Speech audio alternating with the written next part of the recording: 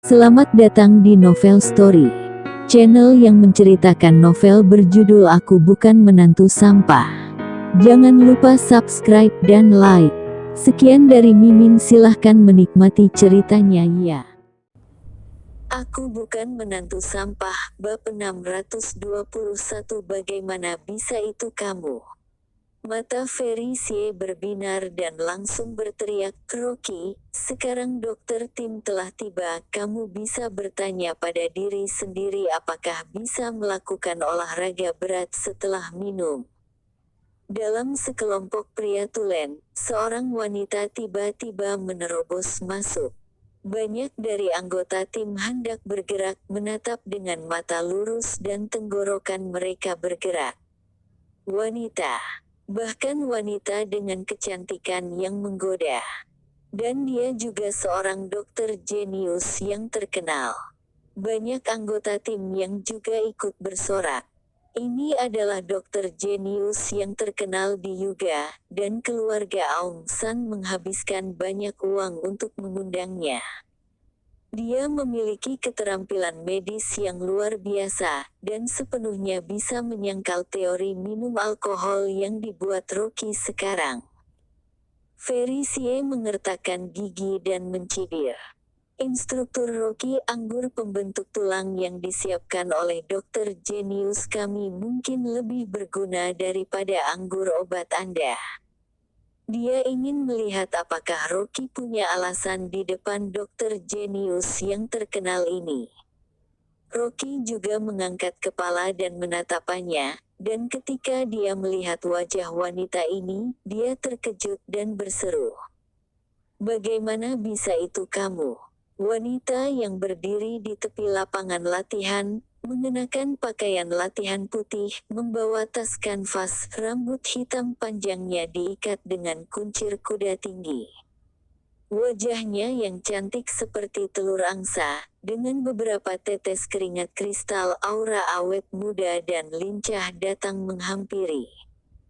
Pakaian olahraga yang longgar tidak bisa menyembunyikan sosok seksinya. Sekelompok pria di tempat latihan, yang tidak melihat siapapun selama setengah bulan, ngiler melihatnya. Mendengar suara Rocky, wanita itu juga mengangkat kepalanya karena terkejut, matanya berbinar, dan kemudian dia bergegas dengan cepat. "Kakak Rocky, kenapa kamu di sini?" Dia tiba-tiba bergegas ke sisi Rocky dan memeluk lengannya erat. Tiba-tiba, mata sekelompok pria menjadi melotot dan tatapan cemburu melintas. Rocky sedikit canggung, mendorongnya pergi, dan bertanya dengan heran, "Maggie, apakah kamu dokter tim mereka?" Dia tidak menyangka bisa bertemu kenalan lama di Gunung Yunwu di perbatasan Myanmar. Cucu dari dokter jenius Bernard dari kota Babel, Maggie.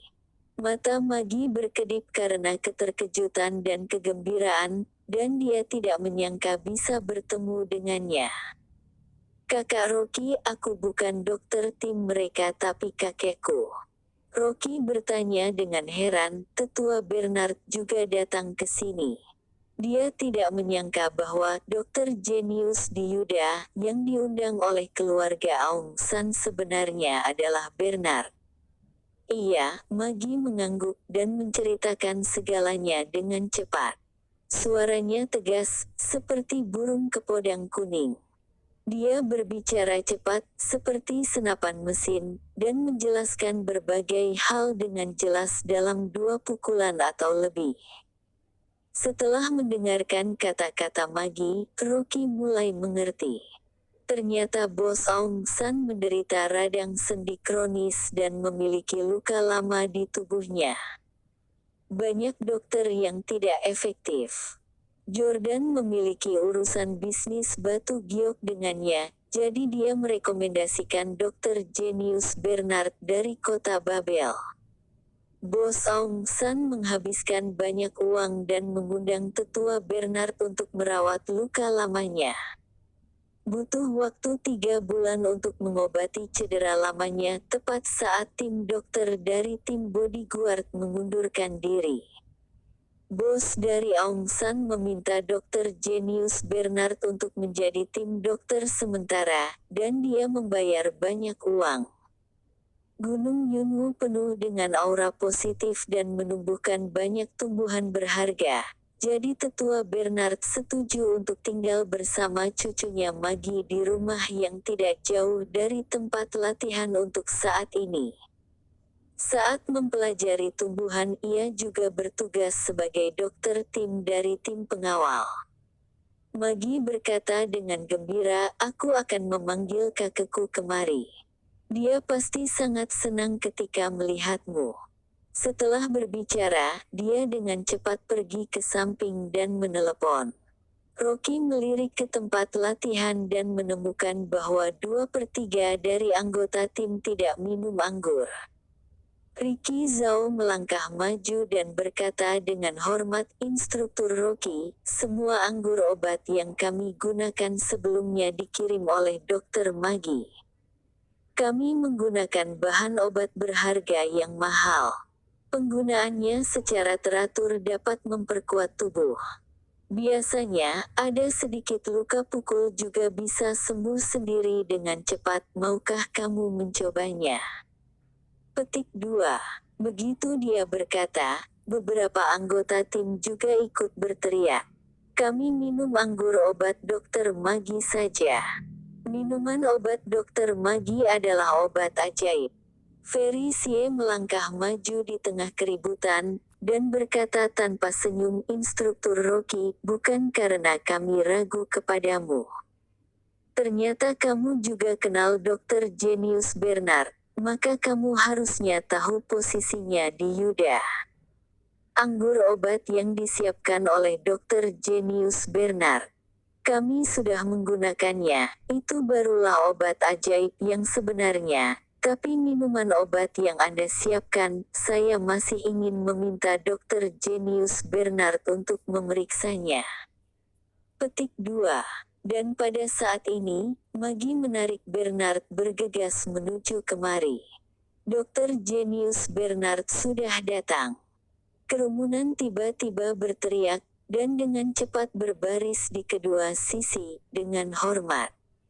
Bernard adalah seorang dokter terkenal di Yuda. Selain itu, dia telah berada di pusat pelatihan selama 2 bulan.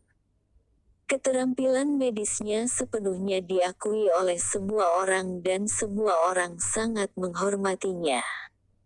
Bernard kehabisan nafas dan wajahnya memerah karena kegembiraan saat melihat Rocky berdiri di lapangan.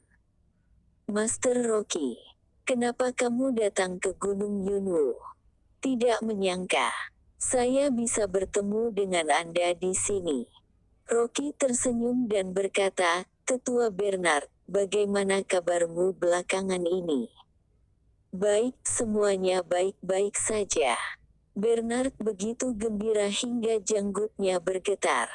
Dia melangkah maju dan meraih tangan Rocky, dan berkata dengan hormat, "Master Rocky, senang bertemu denganmu.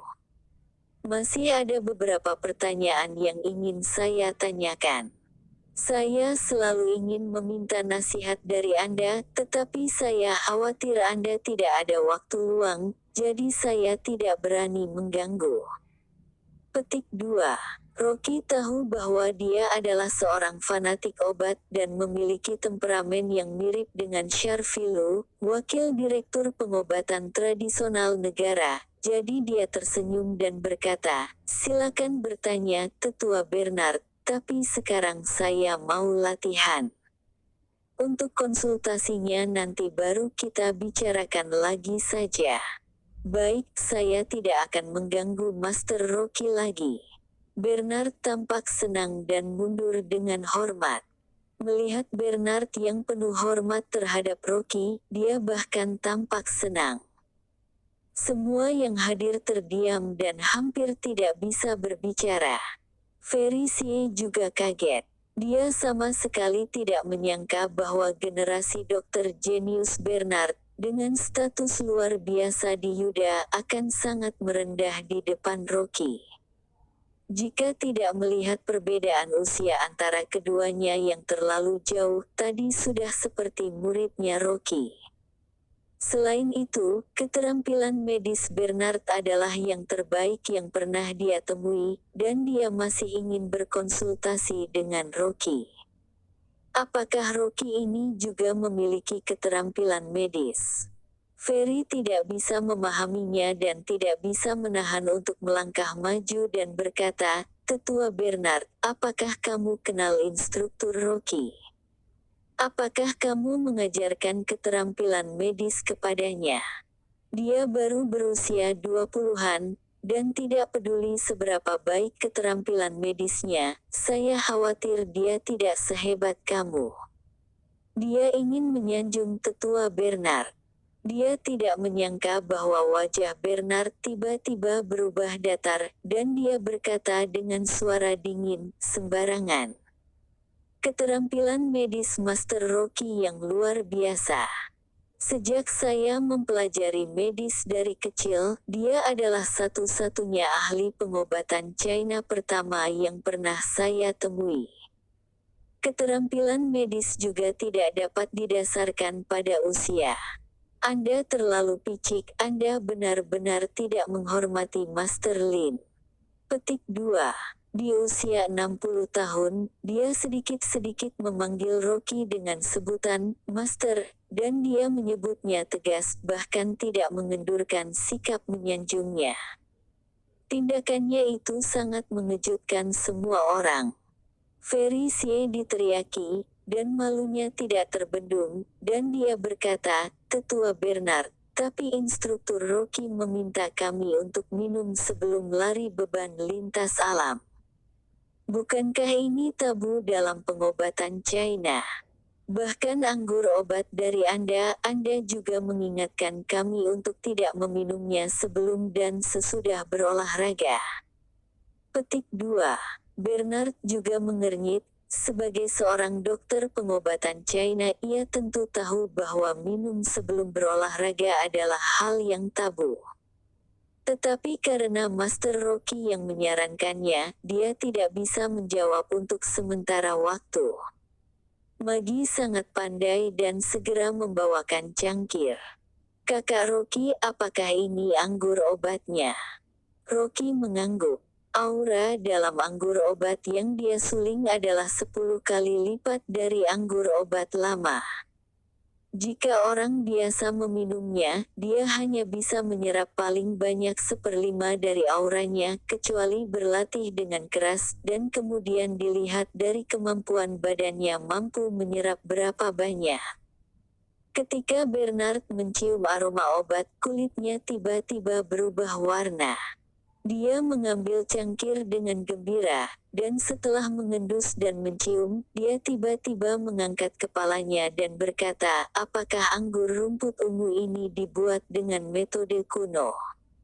Rocky mengangguk dan berkata, "Tepat sekali." Bernard tampak mabuk, menyesap dalam-dalam sambil memegang cangkir kemudian mencicipi dengan seksama selama beberapa detik. Lalu tiba-tiba membuka matanya, dan berkata dengan penuh semangat, "Saya khawatir apakah ini anggur rumput ungu spesialis Anda lagi?"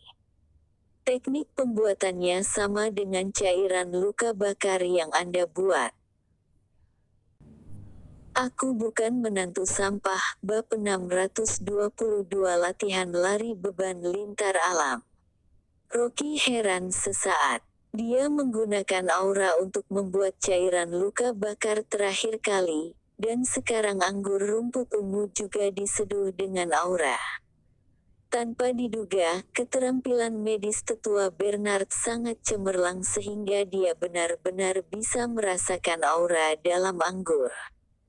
Dia tidak bisa menahan senyum. "Tetua Bernard, sudah lama tidak bertemu, keterampilan medismu meningkat lagi, dan kamu dapat melihat kesamaan antara dua obat cairku."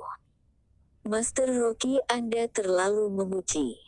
Bernard dengan cepat menolak. "Keterampilan medisku mana bisa dibandingkan dengan keterampilan medis Anda."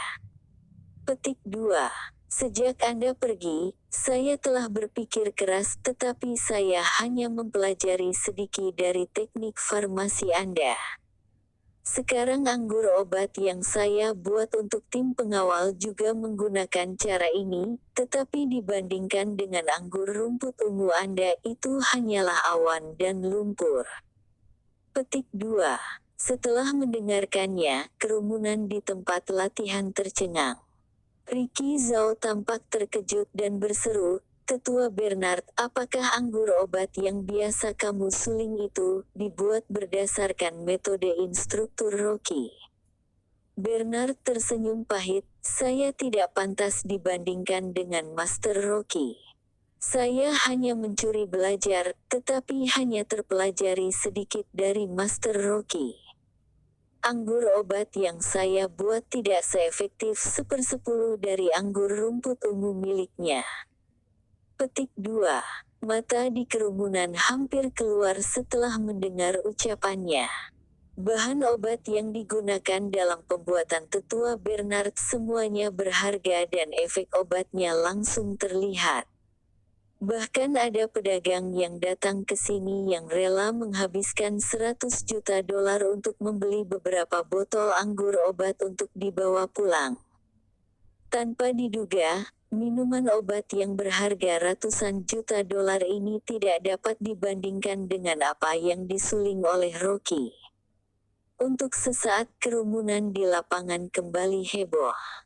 Anggur obat tetua Bernard sudah menjadi obat ajaib di mata mereka.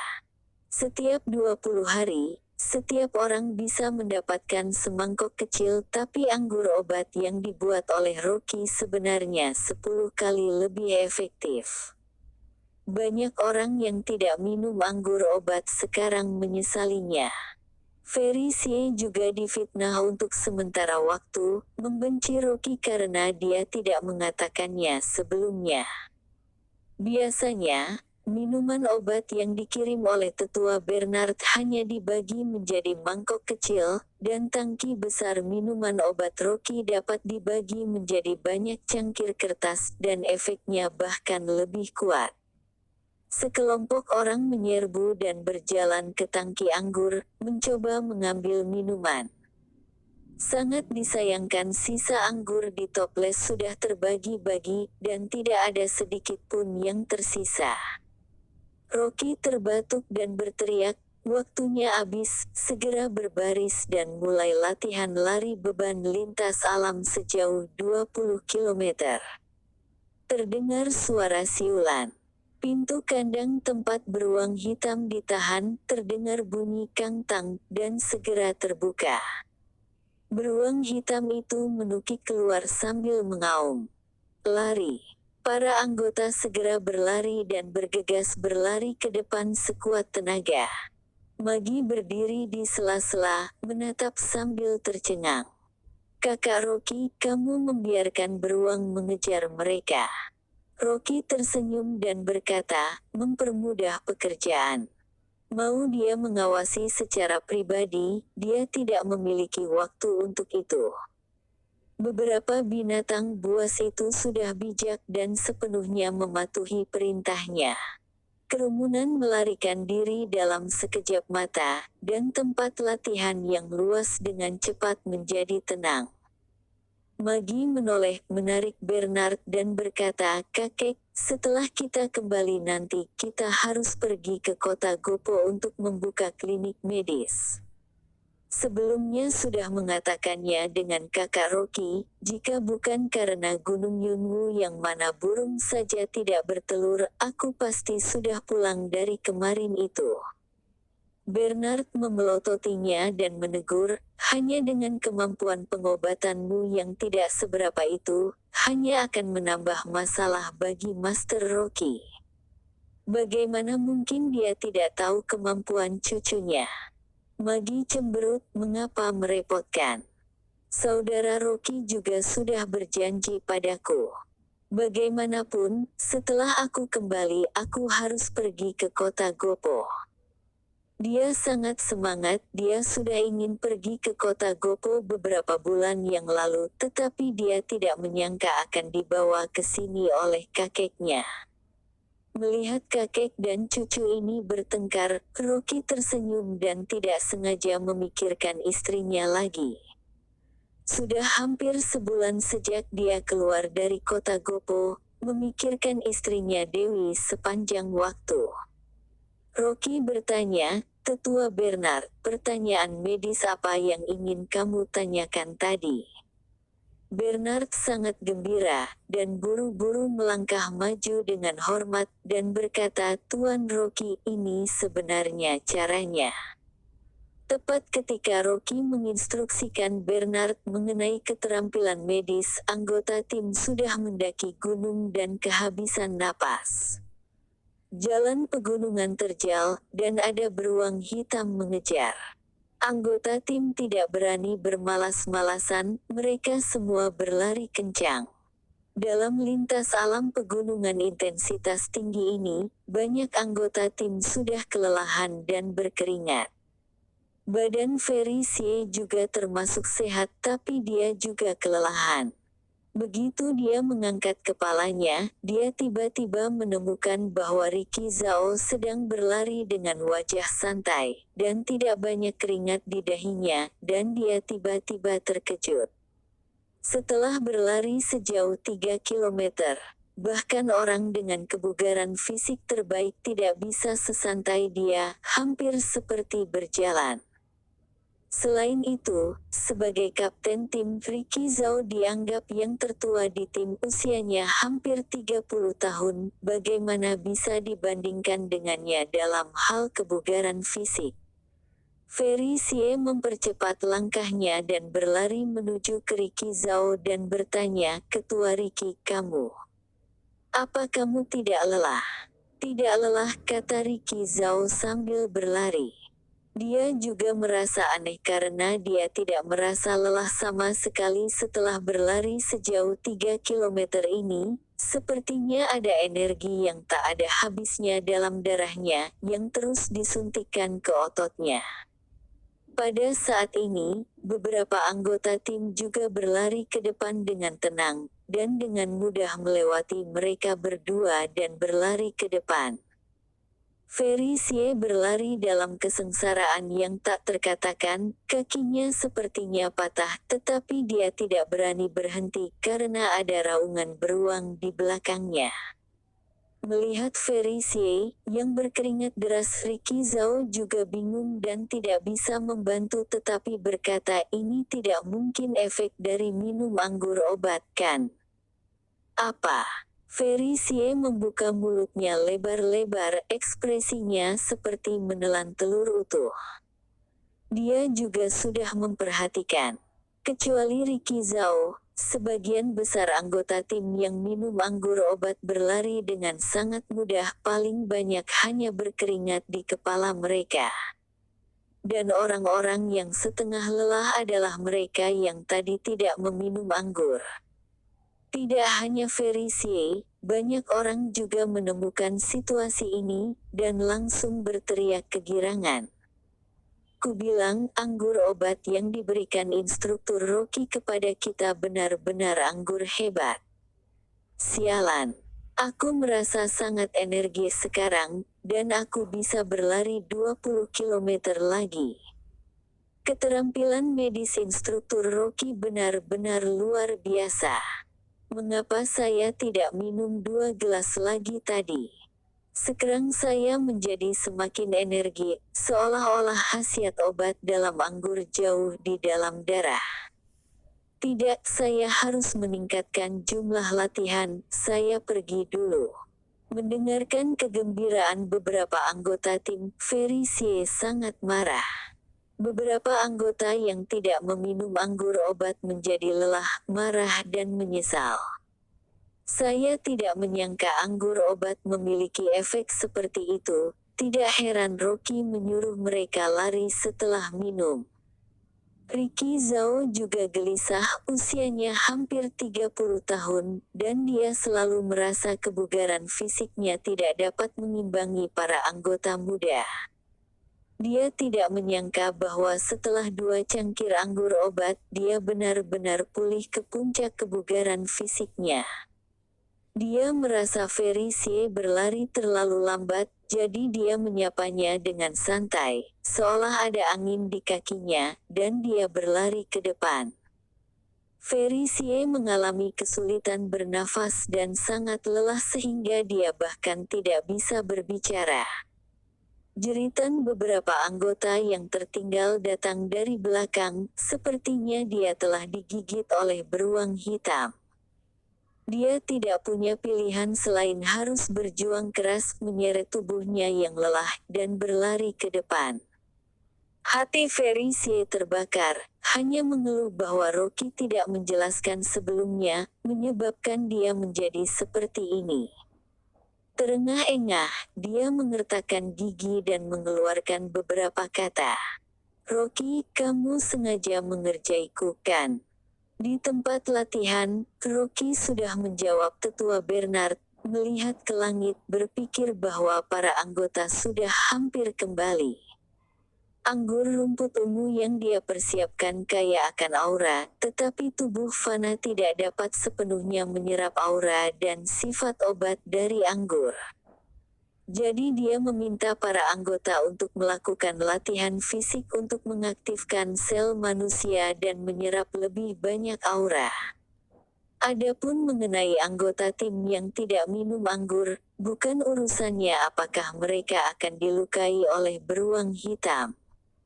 Lagian, bukankah ada dokter tim yang tinggal di tempat latihan? Terima kasih telah menonton, jangan lupa like, komen dan subscribe ya teman-teman agar saya semangat melanjutkan novel ini. Jika ada yang kurang baik silahkan komen di bawah agar saya memperbaikinya. Sekian dan terima kasih ya.